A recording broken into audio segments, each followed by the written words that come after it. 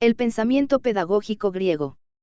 Una sociedad estratificada como la griega, sustentada por colonias, desarrollada en una situación geográfica que facilitaba el comercio entre el Oriente y el Occidente, sirvió de cuna a la cultura, a la civilización y a la educación occidental. Los griegos tenían una visión universal. Empezaron por preguntarse qué es el hombre. Dos ciudades rivalizaron en sus respuestas, Esparta y Atenas. Para la primera, el hombre debía ser antes que nada, el resultado de su culto al cuerpo debía ser fuerte, desarrollado en todos sus sentidos, eficiente en todas sus acciones. Para los atenienses, la virtud principal de un hombre debía ser la lucha por su libertad. Además, necesitaba ser racional, hablar bien, defender sus derechos, argumentar. En Atenas, el ideal del hombre educado era el orador. Esos ideales, bien entendido, eran reservados solamente a los hombres libres. En Grecia, había 17 esclavos por cada hombre libre. Y ser libre significaba no tener preocupaciones materiales o con el comercio y la guerra, actividades reservadas a las clases inferiores. El carácter de clase de la educación griega aparecía en la exigencia de que la enseñanza estimulara la competición, las virtudes guerreras, para asegurar la superioridad militar sobre las clases sometidas y las regiones conquistadas. El hombre bien educado tenía que ser capaz de mandar y de hacerse obedecer. La educación enseñaba a unos pocos a gobernar. Si enseñara a todos a gobernar, tal vez señalaría un camino para la democracia, como lo entendemos hoy. Entre iguales puede existir el diálogo y la libertad de enseñanza, y eso solo sucedía entre los griegos libres. Así, Grecia alcanzó el ideal más avanzado de la educación en la antigüedad, la paideia, una educación integral que consistía en la integración entre la cultura de la sociedad y la creación individual de otra cultura en una influencia recíproca. Los griegos crearon una pedagogía de la eficiencia individual y, simultáneamente, de la libertad y de la convivencia social y política. 16. El pensamiento pedagógico, griego. Los griegos realizaron la síntesis entre la educación y la cultura, dieron enorme valor al arte, a la literatura, a las ciencias y a la filosofía. La educación del hombre integral consistía en la formación del cuerpo por la gimnasia, en la de la mente por la filosofía y por las ciencias, y en la de la moral y de los sentimientos por la música y por las artes. En los poemas de Homero, la Biblia del mundo helénico, se estudiaba todo, literatura, historia, geografía, ciencias, etc. Usodio educación tan rica no podía escapar de las diveunogencias. Entre los espartanos predominaba la gimnasia y la educación moral, esta sometida al poder del Estado. En el caso de los atenienses, aunque dieran enorme valor al deporte, insistían más en la preparación teórica para el ejercicio de la política. Platón llegó incluso a desarrollar un currículo para preparar a sus alumnos para ser reyes. Y de hecho, 23 de ellos llegaron al poder. El mismo, Platón, quería ser rey. El mundo griego fue muy rico en tendencias pedagógicas. 1. La de Pitágoras pretendía realizar en la vida humana el orden que se veía en el universo, la armonía que demostraban las matemáticas. 2. La de Isócrates centraba el acto educativo no tanto en la reflexión, como quería Platón, pero sí en el lenguaje y en la retórica. 3. La de Xenofonte fue la primera en pensar en la educación de la mujer, aunque restringida a los conocimientos caseros. Y de interés del esposo, partía de la idea de la dignidad humana, conforme lo había enseñado Sócrates. Pero Sócrates, Platón y Aristóteles ejercieron, de lejos, la mayor influencia en el mundo griego. Los griegos eran educados por medio de los textos de Homero que enseñaban las virtudes guerreras, la caballerosidad, el amor a la gloria, al honor, a la fuerza, a la destreza y a la valentía.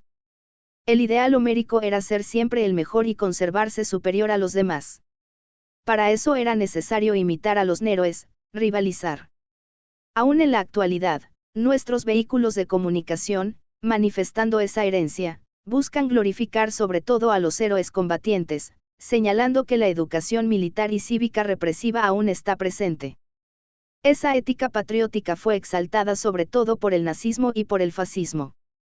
Esa educación totalitaria sacrificaba, principalmente en Esparta, todos los intereses al interés del Estado, que exigía devoción hasta el sacrificio supremo. Una sociedad guerrera como la espartana solo podía exigir a las mujeres que perdieran sus rasgos femeninos, tenían que ser madres fecundas de hijos vigorosos. Las madres poseían cuerpos fortalecidos por los ejercicios físicos. Por otro lado, se desarrollaba la atracción afectiva entre los hombres. La pederastia era una práctica ampliamente difundida. El humanismo ateniense se guiaba por la supremacía de otros valores, ya que en sus escuelas, incluso aristocráticas, las mayores disputas no eran físicas sino intelectuales. Se buscaba el conocimiento de la verdad, de lo bello y del bien. Platón soñaba con una república ampliamente democrática, dentro de los límites de la concepción de la democracia de su época, donde la educación tenía un papel fundamental. Es curioso saber que Platón pretendía una educación municipal, para evitar las pretensiones totalitarias. Así, la enseñanza se sometería al control más próximo posible de la comunidad. Toda enseñanza debería ser pública. La escuela primaria se destinaba a enseñar los rudimentos, lectura del alfabeto, escritura y cómputo. Los estudios secundarios comprendían la educación física, la artística, los estudios literarios y científicos. La educación física comprendía principalmente la carrera, el salto de longitud, el lanzamiento de disco y de dardo, la lucha, el box, el pancracio y la gimnasia. La educación artística incluía el dibujo, el dominio instrumental de la lira, el canto y el coral, la música y la danza. Los estudios literarios comprendían el estudio de las obras clásicas, principalmente de Homero. La filología, lectura, recitación e interpretación del texto, la gramática y los ejercicios prácticos de redacción. Los estudios científicos presentaban las matemáticas, la geometría, la aritmética, la astronomía. En la enseñanza superior prevalecía el estudio de la retórica y de la filosofía. La retórica estudiaba las leyes del bien hablar, basadas en una triple operación. A. Buscar lo que se va a decir o escribir. B. Poner en orden las ideas encontradas. C. Buscar los términos más apropiados para expresar esas ideas. De ahí el hecho de que la retórica se divida tradicionalmente en tres partes: la invención, la disposición y la alocución. Sócrates. Los estudios de la filosofía, en general, comprendían 6 tratados: la lógica, la cosmología, la metaéñesica, la ética, la política, la teodicea. El ideal de la cultura aristocrática griega no incluía la formación para el trabajo, el espíritu debía permanecer libre para crear. Un Sócrates puede enseñarse la virtud si las ideas son innatas. Sócrates, 469 a 399 AC, filósofo griego nacido en Atenas, fue considerado el fenómeno pedagógico más asombroso de la historia del Occidente. Su preocupación corno educador, al contrario de los sofistas, no era la adaptación, la dialéctica retórica, sino despertar y estimular el impulso para la búsqueda personal y la verdad, el pensamiento propio y la escucha de la voz interior. No le interesaban los honorarios de las clases sino el diálogo vivo y amistoso con sus discípulos. Sócrates creía que el autoconocimiento es el inicio del camino para el verdadero saber. No se aprende a andar en ese camino con el recibimiento pasivo de contenidos ofrecidos de fuera, sino con la búsqueda trabajosa que cada cual realiza dentro de sí. Sócrates fue acusado de blasfemar contra los dioses y de corromper a la juventud. Fue condenado a la muerte y, a pesar de la posibilidad de huir de la prisión, permaneció fiel a sí mismo y a su misión. No dejó nada escrito. Lo que heredamos fue el testimonio de sus contemporáneos, especialmente el de su discípulo más importante, Platón. La impotencia de la educación. ¿De dónde proviene que tantos hombres de mérito tengan hijos mediocres? Te lo voy a explicar. El asunto no tiene nada de extraordinario si consideras lo que ya dije antes justificadamente: que en esta materia, la virtud, depende de que no haya ignorantes para que una ciudad pueda subsistir. Si esta afirmación es verdadera, y lo es, en el más alto grado, considera, según tu parecer, cualquier otra materia de ejercicio o de saber. Supongamos que la ciudad no pu1. Dialéctica retórica, técnica del poder y de la imposición de opiniones. Sócrates. Los estudios de la filosofía, en general, comprendían 6 tratados: la lógica, la cosmología, la metaéñesica, la ética, la política, la teodicea. El ideal de la cultura aristocrática griega no incluía la formación para el trabajo, el espíritu debía permanecer libre para crear.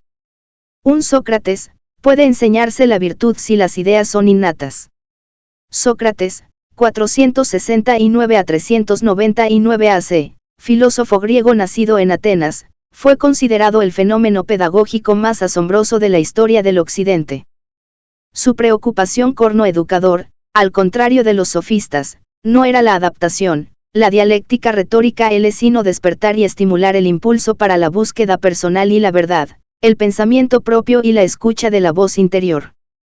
No le interesaban los honorarios de las clases sino el diálogo vivo y amistoso con sus discípulos. Sócrates creía que el autoconocimiento es el inicio del camino para el verdadero saber.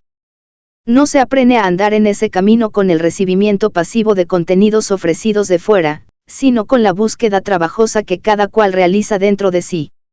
Sócrates fue acusado de blasfemar contra los dioses y de corromper a la juventud. Fue condenado a la muerte y, a pesar de la posibilidad de huir de la prisión, permaneció fiel a sí mismo y a su misión. No dejó nada escrito. Lo que heredamos fue el testimonio de sus contemporáneos, especialmente el de su discípulo más importante, Platón. La impotencia de la educación. ¿De dónde proviene que tantos hombres de mérito tengan hijos mediocres? Te lo voy a explicar. El asunto no tiene nada de extraordinario si consideras lo que ya dije antes justificadamente, que en esta materia, la virtud, depende de que no haya ignorantes para que una ciudad pueda subsistir. Si esta afirmación es verdadera, y lo es, en el más alto grado, considera, según tu parecer, cualquier otra materia de ejercicio o de saber. Supongamos que la ciudad no pu1. Dialéctica retórica, técnica del poder y de la imposición de opiniones. Diera subsistir a no ser que todos fuéramos flautistas, cada uno en la medida que fuera capaz, que este arte fuera también enseñado por todos y para todos públicamente y, en particular, que se castigara a quien tocara mal, y que no se negara esta enseñanza a nadie, de la misma forma que hoy la justicia y las leyes son enseñadas a todos sin reserva y sin misterio, diferentemente de los otros menesteres porque nosotros nos prestamos servicios de manera recíproca, supongo que como resultado de nuestro respeto por la justicia y por la virtud. Y es por esto que todos estamos siempre dispuestos a revelar y a enseñar la justicia y las leyes bien, en estas condiciones, suponiendo que tuviéramos el empeño más vivo de aprender y de enseñarnos unos a otros el arte de tocar flauta. ¿Crees, de casualidad, Sócrates? Me dijo él, que se vería con frecuencia a los hijos de buenos flautistas llevar ventaja a los de los malos. En cuanto a mí no estoy convencido. Pero pienso que aquel que tuviera un hijo mejor dotado para la flauta lo vería distinguirse, mientras que el hijo mal dotado permanecería en la oscuridad. Con frecuencia podría suceder que el hijo del buen flautista se revelara como mediocre y que él del mediocre llegara a ser buen flautista. En fin, todos, indistintamente, tendrían algún valor comparándolos con los profanos y los que son absolutamente ignorantes en el arte de tocar flauta. Piensa de esta forma, que hoy el hombre que te parece el más injusto en una sociedad sometida a las leyes sería un justo y un artista en esta materia, si lo comparáramos con los hombres que no tuvieron ni educación, ni tribunales, ni leyes, ni constreñimiento de cualquier especie para forzarlos alguna vez a preocuparse por la virtud, hombres que fueran verdaderos salvajes. Todo el mundo enseña la virtud de la mejor manera que le es posible, y te parece que no hay nadie que la pueda enseñar, Es como si buscaras al maestro que nos enseñó a hablar griego, tú no lo encontrarías, e imagino que no tendrías mejores resultados si buscaras cuál maestro podría enseñar a los hijos de nuestros artesanos el trabajo de su padre, cuando se sabe que ellos aprendieron este menester de su propio padre, en la medida en que éste podía haberles enseñado, así como de sus amigos dedicados al mismo trabajo, de manera que ellos no tienen necesidad de otro maestro. Sócrates, según mi punto de vista, no es fácil recomendar un maestro para ellos, mientras que esto sería facilísimo en el caso de personas ajenas a toda experiencia, de igual forma, de la moralidad y de cualquier otra cualidad análoga. Es lo que sucede con la virtud y todo lo demás, por poco que un hombre. Sócrates 21 supere a los demás en el arte de conducirnos hacia debemos declararnos satisfechos. Creo ser uno de estos, y poder mejor que cualquier otro, prestar el servicio de hacer a los hombres perfectamente educados, y merecer por esto el salario que pido, o aún más, según la voluntad de mis discípulos. De este modo establecí la reglamentación de mi salario. Un discípulo termina de recibir mis lecciones, él me paga el precio que yo pedí, en caso de que él lo desee hacer, de lo contrario, él declara en un templo, bajo juramento, el precio que considera justo a mi enseñanza y nada más me dará.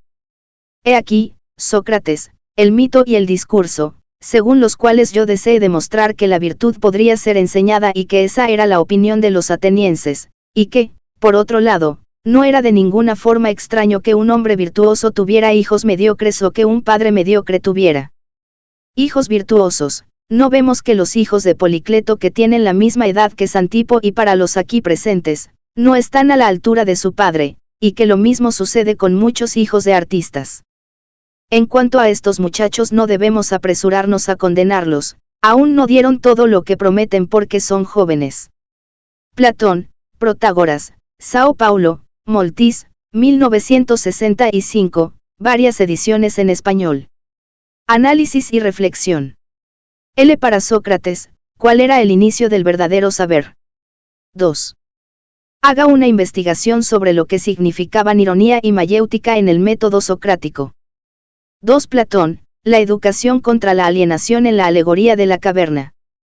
Platón, 427 a 347 AC, principal discípulo de Sócrates y maestro de Aristóteles, fue un filósofo importante. Nacido en Atenas de una familia noble, estuvo en contacto con las personalidades más importantes de su época. Entre las diversas obras que dejó se destacan República, Alegoría de la Caverna, El Banquete, Sofista, Leyes. A través de ellas formula la tarea central de toda educación, retirar el ojo del espíritu enterrado en el áspero pantanal del mundo aparente, en constante mutación, y hacerlo mirar hacia la luz del verdadero ser, de lo divino, pasar gradualmente de la percepción ilusoria de los sentidos a la alegoría de la caverna. Plación de la realidad pura y sin falsedad. Para él, solo con el cumplimiento de esa tarea existe educación, la única cosa que el hombre puede llevar a la eternidad. Para que se alcance ese objetivo es necesario convertir el alma, encarar la educación como arte de conversación. En su utópica república todas las mujeres deberían ser comunes a todos los hombres. Para él las autoridades del Estado deberían decidir quién engendraría hijos, cuándo, dónde y cuántas veces. Estas y otras tesis controversiales de la obra de Platón no logran opacar su contribución perenne para la concepción del hombre occidental y de la educación. Vamos a imaginar, dijo Sócrates, que existen personas viviendo en una caverna subterránea. La hendidura de esa caverna se abre a todo lo ancho y por ella entra la luz. Los habitantes están ahí desde su infancia, presos por las cadenas en las piernas y en el cuello. De esa forma ellos no logran moverse ni voltear la cabeza para atrás. Solo pueden ver lo que pasa frente a ellos. La luz que llega al fondo de la caverna viene de una hoguera que está sobre un monte atrás de los prisioneros, allá afuera. Pues bien, entre ese fuego y los habitantes de la caverna, imagine que existe un camino situado en un nivel más elevado. Aliado de ese pasaje se alza un pequeño muro, semejante a la mampara detrás de la cual acostumbran colocarse los presentadores de marionetas para exhibir sus muñecos en público. Platón. Estoy viendo, dijo Glauco. Ahora imagine que por ese camino, a lo largo del muro, las personas transportan objetos de todo tipo sobre la cabeza. Llevan estatuillas de figuras humanas y de animales, hechas de piedra, de madera o cualquier otro material. Naturalmente, los hombres que las cargan van conversando. Creo que todo eso es muy raro. Esos prisioneros que inventaste son muy extraños, dijo Glauco. Pues ellos se parecen a nosotros, comentó Sócrates. Ahora dime, en una situación como esta es posible que las personas hayan observado, con respecto a sí mismos y a sus compañeros, otra cosa diferente a las sombras que el fuego proyecta en la pared frente a ellos. Y de hecho, dijo Glauco, con la cabeza inmovilizada por toda la vida, realmente lo único que pueden ver son sombras. ¿Qué opinas? Preguntó Sócrates. ¿Qué pasaría con respecto a los objetos que pasan por encima del muro, por fuera? Y pues lo mismo. Los prisioneros solo logran conocer sus sombras. Si ellos pudiesen platicar entre sí, estarían de acuerdo en que las sombras que estaban viendo eran objetos reales. No es así. Además, cuando alguien hablara allá arriba, los prisioneros pensarían que los sonidos, haciendo eco dentro de la caverna, eran emitidos por las sombras proyectadas. Por consiguiente, prosiguió Sócrates, los habitantes de aquel lugar solo pueden pensar que son verdaderas las sombras de los objetos fabricados. Es obvio. Piensa ahora en lo que sucedería si los hombres fueran liberados de las cadenas y de la ilusión en que viven cautivados. Si liberaran a uno de los presos y lo forzaran inmediatamente a levantarse y a mirar hacia atrás, a caminar dentro de la caverna y a mirar hacia la luz. Ofuscado, él sufriría, sin conseguir percibir los objetos de los cuales solo había conocido las sombras.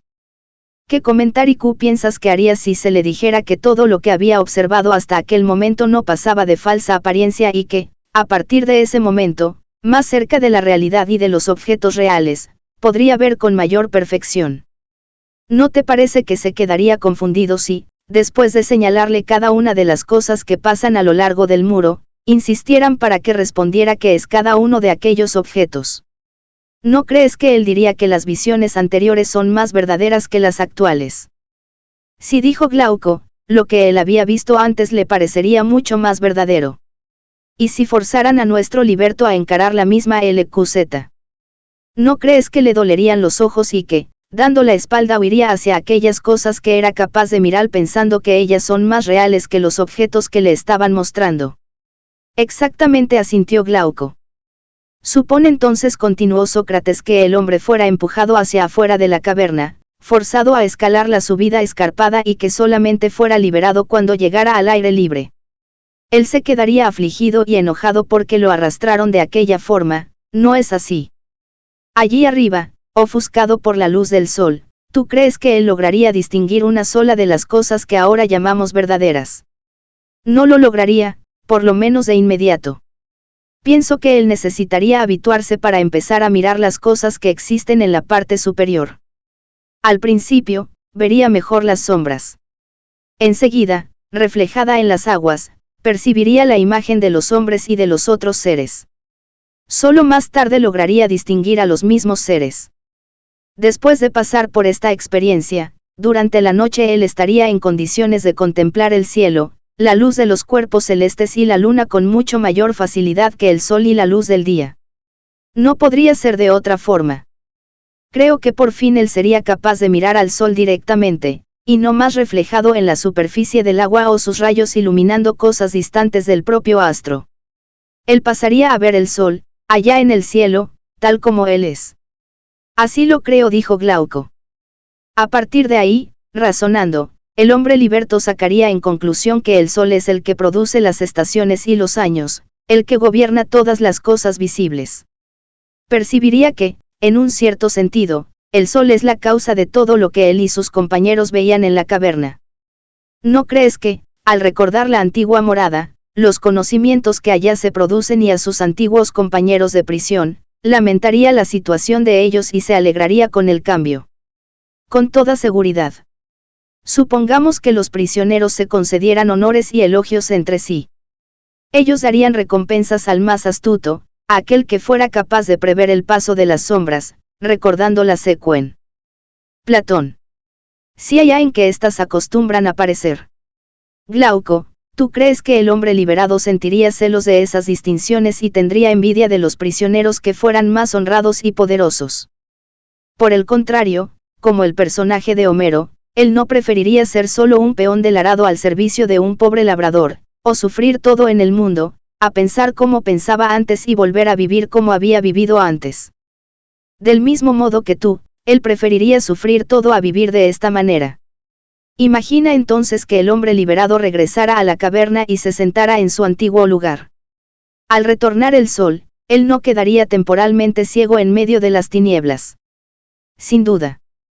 Mientras estuviera con la vista confusa, él no causaría la risa de los compañeros que permanecieron presos en la caverna si tuviera que competir con ellos sobre la evaluación de las sombras. Los prisioneros 110 dirían que la subida hacia el mundo exterior le había dañado la vista y que, por consiguiente, no valía la pena llegar hasta allá. ¿Tú no crees que, si pudieran, ellos matarían a quien intentara liberarlos y conducirlos hasta lo alto? Con toda seguridad. Toda esta historia, querido Glauco, es una comparación entre lo que la vista nos revela normalmente y lo que se ve en la caverna, entre la luz del fuego que ilumina el interior de la prisión y la acción del sol, entre la subida hacia afuera de la caverna, junto con la contemplación de lo que allá existe, y entre el camino del alma en su ascensión a lo inteligible. He aquí la explicación de la alegoría: en el mundo de las ideas, la idea del bien es aquella que se ve por último y a gran costo. Pero, una vez contemplada, esta idea se presenta al raciocinio como siendo, en definitiva, la causa de toda la rectitud y de toda la belleza. En el mundo visible, ella es la generadora de la luz y de lo soberano de la luz. En el mundo de las ideas, la propia idea del bien es la que da origen a la verdad y a la inteligencia. Considero que es necesario contemplarla, en caso de que se quiera actuar con sabiduría. Tanto en la vida particular como en la política. Ribeiro. C. Audio, PLCT/lo, Oizara/Topia. Sao Paulo. FRD 1988. 26. Análisis y reflexión. 1. De acuerdo con Platón, ¿cuál es la tarea central de toda educación? 2. Expliqué lo que Platón pensaba sobre la democracia. 3. Anote las principales conclusiones a las que usted llegó al leer Alegoría de la Caverna y discútalas con sus compañeros. 3. Aristóteles, la virtud está en él. Término medio. Aristóteles, 384 a 322 AC, es, con Platón, uno de los más geniales filósofos griegos y el mayor sistematizador de toda la antigüedad.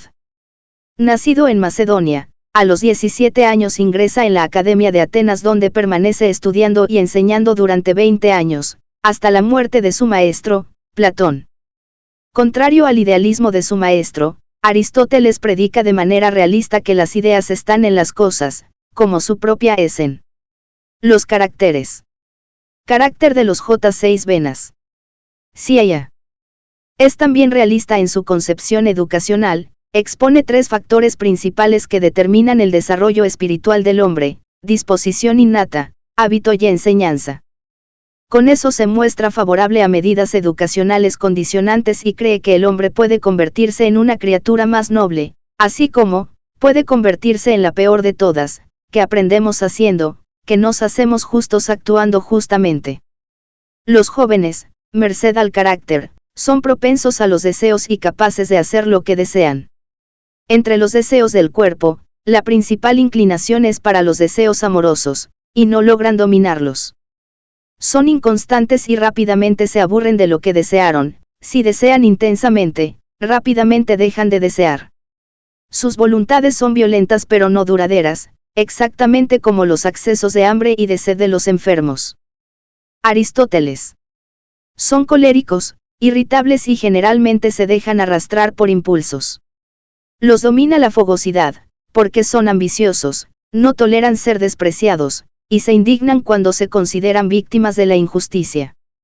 Les gustan los honores, y aún más la victoria, pues la juventud es ávida de superioridad y la victoria constituye una especie de superioridad. Su índole es antes buena que mala por no haber presenciado aún muchas malas acciones. También son crédulos porque aún no fueron víctimas de muchos engaños. Están llenos de esperanzas prometedoras, se parecen a los que bebieron mucho vino, sienten calor como estos, pero por efecto de su temperamento y porque aún no sufrieron muchos contratiempos. La mayor parte del tiempo viven de esperanzas porque éstas se refieren al porvenir, y los recuerdos, al pasado, y para la juventud el porvenir es duradero y el pasado breve. En los primeros momentos de la vida no nos acordamos de nada, pero podemos esperar todo. Es fácil engañar a los jóvenes por la razón que ya dijimos, pues esperan fácilmente. Son más intrépidos que en otras edades por estar más dispuestos a encolerizarse y propensos a esperar un éxito feliz de sus aventuras. La cólera hace que ignoren el temor, y la esperanza les infunde confianza. En efecto, cuando se está furioso no se teme a nada y el hecho de esperar una venta inspira confianza. De igual forma se les avergüenza pues no sospechan que haya algo bello fuera de las prescripciones de la ley que fue su única educadora. Son magnánimos porque la vida aún no los envileció ni tuvieron la experiencia de las necesidades de la existencia. Por otra parte, considerarse digno de hechos audaces, es la magnanimidad, es el carácter de quien concibe grandes esperanzas. En la acción prefieren lo bello a lo útil porque en la vida se dejan guiar más por su temperamento que, por el cálculo. Actualmente el cálculo se relaciona con lo útil, la virtud con lo bello. Más de lo que sucede en otras edades, les gustan los amigos y los compañeros porque sienten placer de vivir en sociedad y aún no están habituados a juzgar las cosas con el criterio del interés, ni por consiguiente a evaluar a los amigos con el mismo criterio. Cometen faltas. Estas son más graves y más violentas, pues a todo le dan un tono excesivo, aman con exceso, odian con exceso, y del mismo modo se comportan en todas las otras ocasiones. Piensan que saben todo y defienden con valentía sus 9 opiniones, lo que incluso es una de las cosas de sus excesos en todas las cosas. Las injusticias que cometen están inspiradas por la insolencia y no por la maldad. Son compasivos porque suponen que todos los hombres son virtuosos y mejores de lo que realmente son. Su inocencia les sirve de patrón para contrastar la inocencia de los otros, imaginando siempre que estos reciben un trato inmerecido. En fin, les gusta reír, y de ahí el ser llevados a bromear, porque la broma es una especie de insolencia delicada. Este es el carácter de la juventud. Carácter de los viejos. Los viejos y aquellos que rebasaron la flor de la edad generalmente ostentan caracteres casi opuestos a los de los jóvenes, como vivieron muchos agos y sufrieron muchos desengaños, y cometieron muchas faltas, y porque por regla general se fracasa en los negocios humanos. En todo avanzan con cautela y revelan menos fuerza de lo que deberían. Tienen opiniones pero nunca seguridades. Indecisos como sol uno, nunca dejan de aumentar a lo que dicen, tal vez, probablemente. Así se expresan siempre, no afirman nada de manera categórica. También tienen mal carácter, pues son desconfiados y fue la experiencia la que les inspiró esa desconfianza. Se muestran apáticos en sus afectos y odios, y eso por el mismo motivo, aman como si un día debieran odiar y odian como si un día debieran amar. Son pusilánimes porque la vida los abatió, no desean nada grande o extraordinario, únicamente lo suficiente para vivir. Son mezquinos porque los bienes son indispensables para vivir, pero también porque la experiencia les enseñó todas las dificultades para adquirirlos y la facilidad con la que se pierden. Son tímidos y todo les da miedo porque sus ánimos son contrarios a los de los jóvenes, están como congelados por los años, al paso que los jóvenes son ardientes. Por eso la vejez abre el camino a la timidez, ya que el temor es una especie de resfriado. Están apegados a la vida, sobre todo cuando la muerte se aproxima porque el deseo incide en aquello que nos falta y lo que nos falta es justamente lo que más deseamos. Son excesivamente egoístas, lo cual es incluso señal de pusilanimidad. Viven buscando solamente lo útil, no el bien, y en ello también dan pruebas de exceso debido a su egoísmo, ya que lo útil es relativamente el bien para nosotros mismos, y lo honesto, el bien en sí. Los viejos se inclinan más por el cinismo que por la vergüenza, como cuidan más lo honesto que lo útil, desprecian lo que los otros dirán. Son poco propensos a esperar debido a su experiencia, pues la Aristóteles. Mayor parte de los negocios humanos solo acarrean disgustos y efectivamente muchos son fracasados, pero la timidez colabora igualmente para ello. Viven de recuerdos más que de esperanzas porque 10 que les queda de vida es poca cosa en comparación con lo mucho que vivieron, pues la esperanza tiene como objetivo el futuro, el recuerdo, el pasado.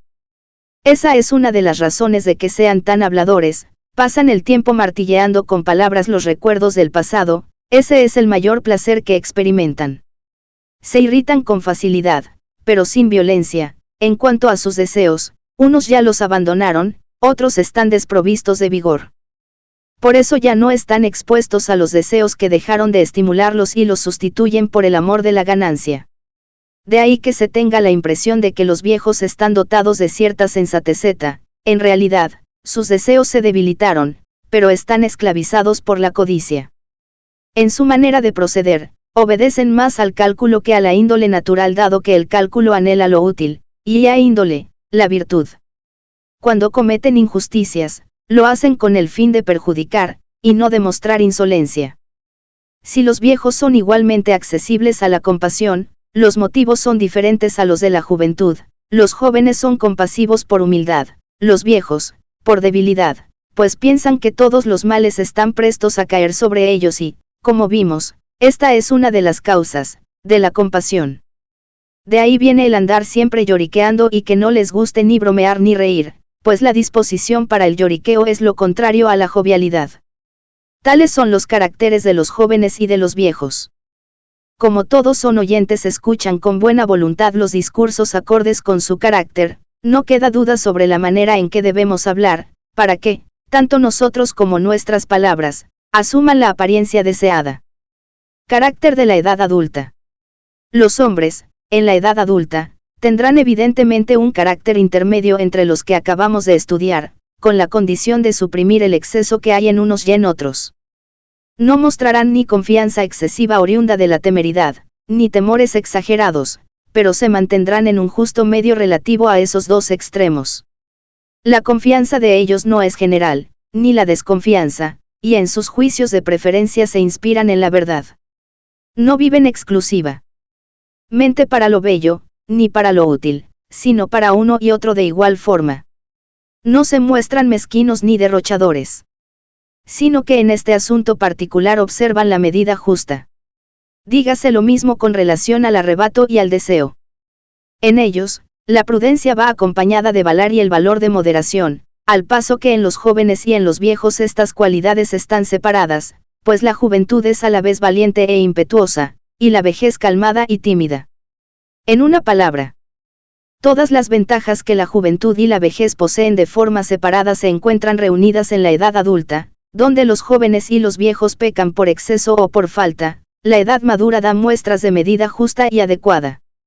La edad madura para el cuerpo va de los 30 a los 35 años, para el alma, se sitúa alrededor de los 49 años. Dos tales son los respectivos caracteres de la juventud, de la vejez y de la edad adulta. Aristóteles, Arte Retórica e Arte Poética, Sao Paulo, Difusão Europeia do Livro, 1959, Libro 8, Editorial ESP, Poética, Barcelona, Bosch, Retórica, Madrid, Gredos, 1990 y varias ediciones más. J. Análisis y reflexión. 1. ¿De qué manera Aristóteles contraría el idealismo de su maestro? 2. Explique por qué Aristóteles es considerado realista en su concepción educacional. 3. Haga un resumen de las características de los jóvenes, de los viejos y de la edad adulta, según Aristóteles. 2. El punto de la madurez, acmi, es muy usado en la cronología de los griegos.